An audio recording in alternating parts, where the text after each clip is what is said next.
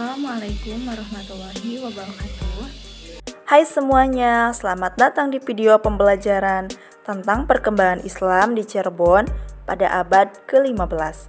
Saya Mamai Dewi Siti Mariam, mahasiswi Universitas Islam Bunga Bangsa Cirebon, program studi PAI atau Pendidikan Agama Islam semester 6.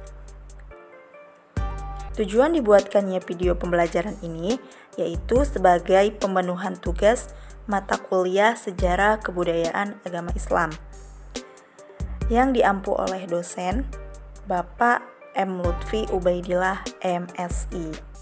Baik, langsung saja kita menceritakan sejarah Kerajaan Cirebon dan perkembangan Islam pada abad ke-15. Kerajaan Cirebon adalah kerajaan Islam di Pulau Jawa yang berdiri antara abad ke-15 hingga abad ke-17. Pada masanya, kerajaan ini pernah menjadi pangkalan penting dalam jalur perdagangan dan pelayaran. Hal ini karena kerajaan Cirebon terletak di pantai utara Jawa antara perbatasan Jawa Tengah dan Jawa Barat. Pendiri kerajaan Cirebon adalah Raden Walasungsang atau Pangeran Cakrabuana, putra Prabu Siliwangi dari kerajaan Pajajaran. Pertumbuhan dan perkembangan pesat di alam kerajaan ini saat diperintah oleh Syarif Hidayatullah atau Sunan Gunung Jati 1479 sampai 1568 Masehi.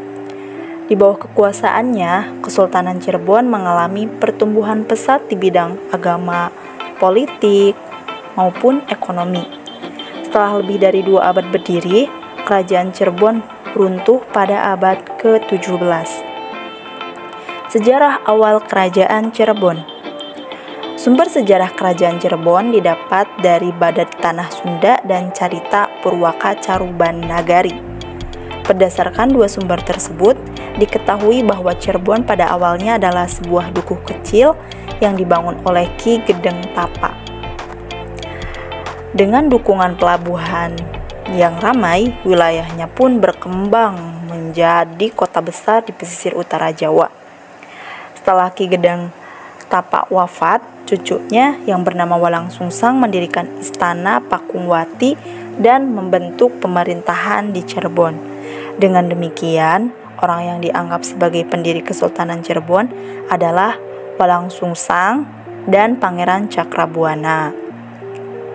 Usai menunaikan ibadah haji, ia dikenal sebagai Haji Abdullah Iman dan tampil sebagai Raja Cirebon pertama yang aktif menyebarkan agama Islam kepada rakyat. Selanjutnya, ada perkembangan Islam dan masa keemasan Kerajaan Cirebon. Salah satu raja terkenal Kerajaan Cirebon adalah Syekh Syarif Hidayatullah atau Sunan Gunung Jati yang berkuasa antara 1479 sampai 1568 Masehi. Selain memajukan kerajaan, Syekh Syarif Hidayatullah berperan besar dalam penyebaran agama Islam di Cirebon. Pada masa pemerintahannya, ia banyak menaklukkan daerah di Pulau Jawa untuk kepentingan politik dan menyebarkan ajaran Islam.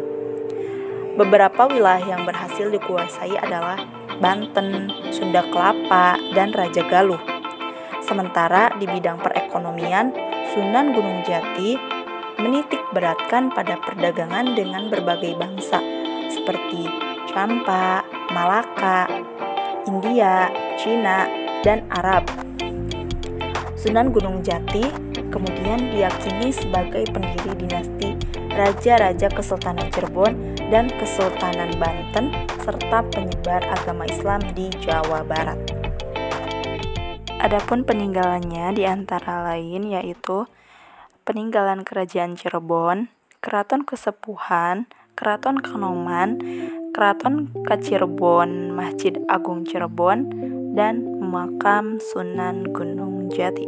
Referensi Amarseto Binuko 2017, Ensiklopedia Kerajaan Islam di Indonesia.